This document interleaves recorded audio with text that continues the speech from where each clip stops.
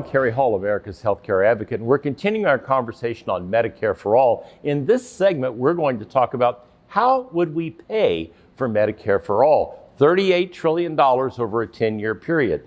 Well, here's what's being proposed: an additional payroll tax of 10%, a national VAT tax. That's a value-added tax like they have in Europe and the EU. That would be 20%. That means if you bought a car and it was $15,000, you would pay an additional $3,000 for a VAT tax. So the value-added tax would go on every purchase an American makes to continue funding Medicare for All. And last but not least, let's not forget the income tax hike of 10%.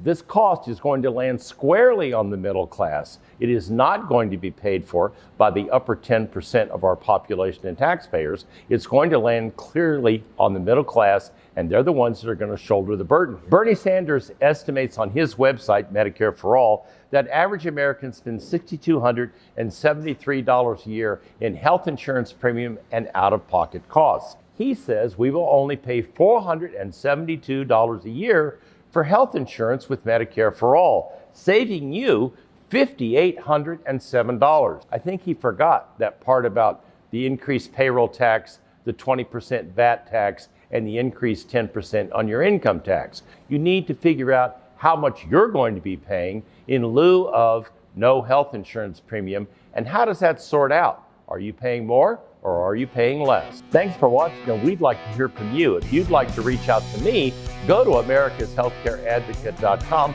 or my Facebook page, America's Healthcare Advocate, or Instagram, America's Healthcare Advocate. We'd like to hear from you and what you think about Medicare for All.